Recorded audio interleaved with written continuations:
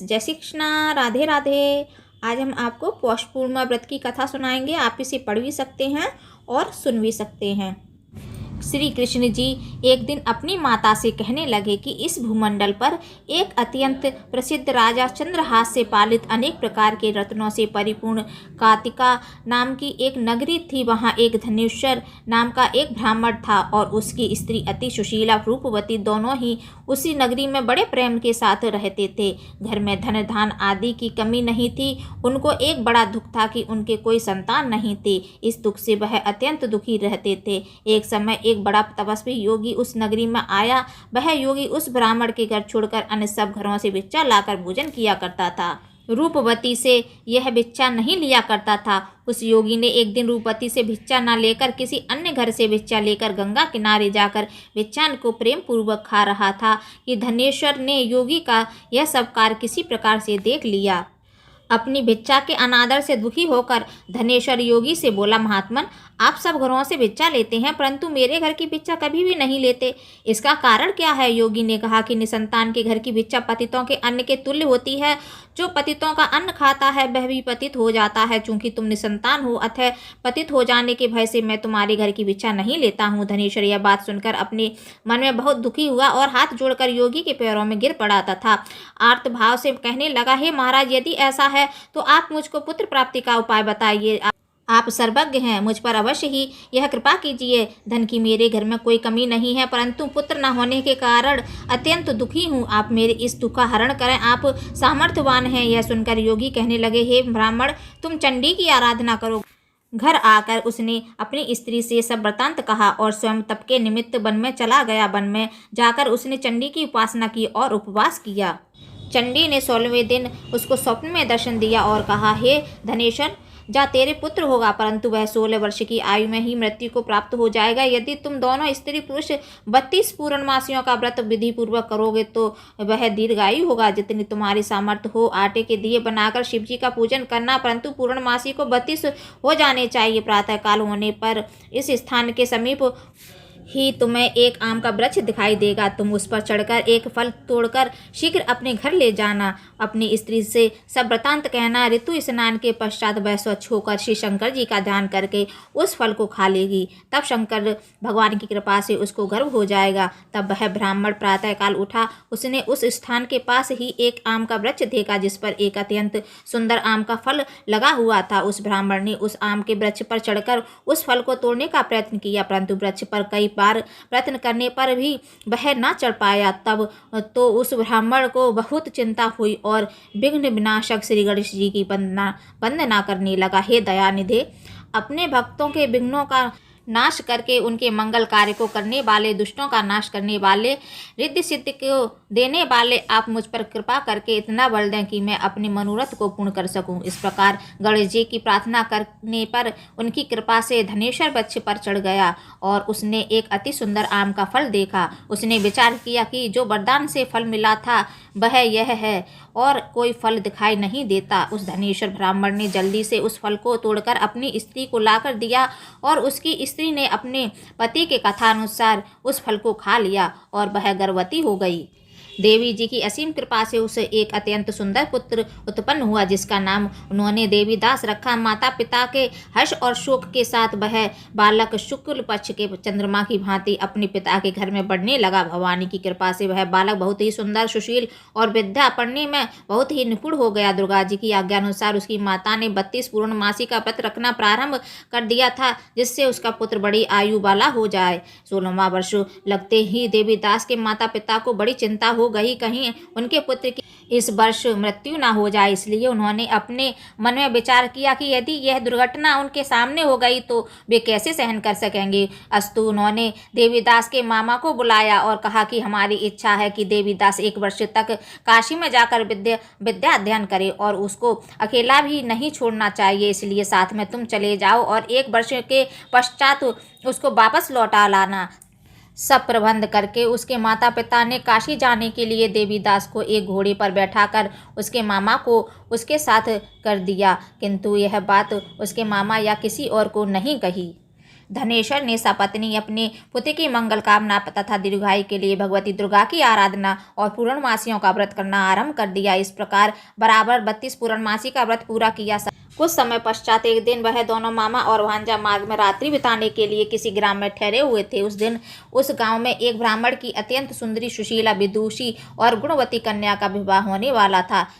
जिस धर्मशाला के अंदर वर और उसकी बारात ठहरी हुई थी, उसी धर्मशाला में देवीदास और उसका मामा भी ठहरे हुए थे। संयोगवश कन्या को तेल आदि चढ़ाकर मंडप आदि का कृत्य किया गया तो लग्न के समय वर को धानुवार तो हो गया। अस्तु वर के पिता ने अपने कुटुंबियों से परामर्श करके निश्चय किया कि यह देवीदास मेरे पुत्र जैसा ही सुंदर है, मैं इसके साथ ही लग्न करा दूंगा और बाद में विवाह के अन्य कार्य मेरे लड़के के साथ हो जाएंगे। ऐसा सोचकर देवीदास के मामा से जाकर बोला कि तुम थोड़ी देर के लिए अपने भांजे को हमें दे दो, जिससे विवाह के लगन में सब कृत्य सुचारू रूप से हो सके। तब उसका मामा कहने लगा कि जो कुछ भी वधू पक्ष आदि कन्या दान के समय वर को मिले वह सब हमें दे दिया जाए, तो मेरा भांजा इस बारात का दूल्हा बन जाएगा। यह बात वर के पिता ने स्वीकार कर लेने पर उसने अपना भांजा वर बनने को भेज दिया और उसके साथ सब विवाह कार्य रात्रि में विधि पूर्वक संपन्न हो गया। पत्नी के साथ वह भोजन ना कर सका और अपने मन में सोचने लगा कि ना जाने यह किसी स्त्री होगी। वह एकांत में इसी सोच में गर्म निश्वास छोड़ने लगा तथा उसकी आंखों में आंसू भी आ गए। तब वधू ने पूछा कि क्या बात है, आप इतने उदासीन व दुखी क्यों हो रहे हैं। तब उसने सब बातें जो वर के पिता व उसके मामा में हुई थी उसको बतला दी। तब कन्या कहने लगी कि यह ब्रह्म विवाह के विपरीत हो कैसे सकता है। देव, ब्राह्मण और अग्नि के सामने मैंने आपको ही अपना पति बनाया है, इसलिए आप ही मेरे पति हैं। मैं आपकी ही पत्नी रहूंगी, किसी अन्य की कदापि नहीं। तब देवीदास ने कहा, ऐसा मत कहिए, क्योंकि मेरी आयु बहुत थोड़ी है। मेरे पश्चात आपकी क्या गति होगी, इन बातों को अच्छी तरह विचार लो। परंतु वह दृढ़ विचार वाली थी, बोली कि जो आपकी गति होगी वही मेरी गति होगी। हे स्वामी, आप उठिए और भोजन करिए, आप निश्चय ही भूखे होंगे। इसके बाद देवीदास और उसकी पत्नी दोनों ने भोजन किया तथा शेष रात्रि वे सोते रहे।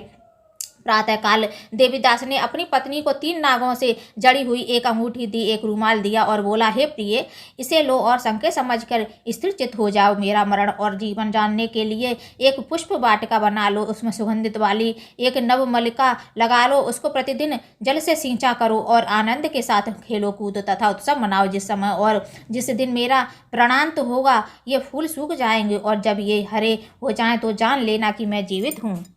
यह बात निश्चय करके समझ लेना, इसमें कोई संशय नहीं है। यह समझाकर वह चला गया। प्रातःकाल होते ही वहाँ पर गाजे बाजे बजने लगे और जिस समय विवाह के कार्य समाप्त करने के लिए वर तथा सब बाराती मंडप में आए तो कन्या ने वर को भली प्रकार से देखकर अपने पिता से कहा कि यह मेरा पति नहीं है, मेरा पति वही है जिसके साथ रात्रि में मेरा परिग्रहण हुआ था। इसके साथ मेरा विवाह नहीं हुआ है। यदि यह वही है तो बताएं कि मैंने इसको क्या दिया। मधुपर और कन्यादान के समय जो मैंने आभूषण दिए थे उन्हें दिखाएं तथा रात में मैंने क्या गुप्त बातें कही थी वह सब सुनाए। पिता ने उसके कथानुसार वर को बुलवाया। कन्या की यह बातें सुनकर वह कहने लगा कि मैं कुछ नहीं जानता। इसके पश्चात लज्जित होकर वह अपना समूह लेकर चला गया और सारी बारात भी अपमानित होकर वहाँ से लौट गई। श्री कृष्ण बोले, हे माता, इस प्रकार देवीदास काशी विद्याधन के लिए चला गया। जब कुछ समय बीत गया तो काल से प्रेरित होकर एक सर्प रात्रि के समय उसको डसने के लिए वहां आया। उस विषधर के प्रभाव से उसके शहन का स्थान चारों ओर से विष की ज्वाला से विषैला हो गया, परंतु व्रतराज के प्रभाव से उसको काटने ना पाया, क्योंकि पहले ही उसकी माता ने 32 पूर्णिमा का व्रत कर रखा था। इसके बाद मध्याह्न के समय स्वयं काल वहां पर आया और उसके शरीर से उसके प्राणों को निकालने का प्रयत्न करने लगा, जिससे वह मूर्छित होकर पृथ्वी पर गिर पड़ा।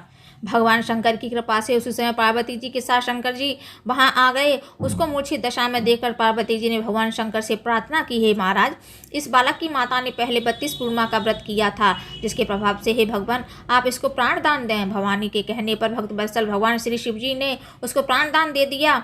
इस व्रत के प्रभाव से काल कोई पीछे हटना पड़ा और देवीदास स्वस्थ होकर बैठ गया। उधर उसकी स्त्री उसके काल की प्रतीक्षा किया करती थी। जब उसने देखा कि उस पुष्प वाटिका में पत्र पुष्प कुछ भी नहीं रहे तो उसको अत्यंत आश्चर्य हुआ, और जब वह वैसे ही हरी भरी हो गई तो वह जान गई कि वह जीवित हो गए हैं। यह देखकर वह बहुत प्रसन्न मन से अपने पिता से कहने लगी कि पिताजी, मेरे पति जीवित हैं, आप उनको ढूंढिए। जब 16वां वर्ष व्यतीत हो गया तो देवीदास भी अपने मामा के साथ काशी से चल दिया। इधर उसे ससुर उसको ढूंढने के लिए अपने घर से जाने वाले ही थे कि वह दोनों मामा भांजा वहां पर आ गए। उसको आया देखकर उसका ससुर बड़ी प्रसन्नता के साथ अपने घर में ले गया। उस समय नगर के निवासी भी वहां इकट्ठे हो गए और सबने निश्चय किया कि वह अवश्य ही उसी बालक के साथ इस कन्या का विवाह हुआ था। उस बालक को जब कन्या ने देखा तो पहचान लिया और कहा कि है तो वही है जो संकेत करके गया था। तदुपरांत सभी कहने लगे कि भला हुआ जो यह आ गया, और सब नगरवासियों ने आनंद मनाया। श्री कृष्ण जी कहने लगे, इस प्रकार धनेश्वर 32 पूर्णिमाओं के व्रत के प्रभाव से पुत्रवान हो गया। जो भी स्त्री इस व्रत को करती है वे जन्म जन्मांतर में वैधव्य का दुख नहीं भोगती और सदैव सौभाग्यवती रहती है। यह मेरा वचन है, इसमें कोई संदेह नहीं है। यह व्रत पुत्र पौत्रों को देने वाला तथा संपूर्ण मनोकामनाओं को पूर्ण करने वाला है। 32 पूर्णिमाओं के व्रत करने से व्यक्ति की सब इच्छाएं भगवान शिव जी की कृपा से पूर्ण हो जाती हैं। बोलो शंकर भगवान की जय।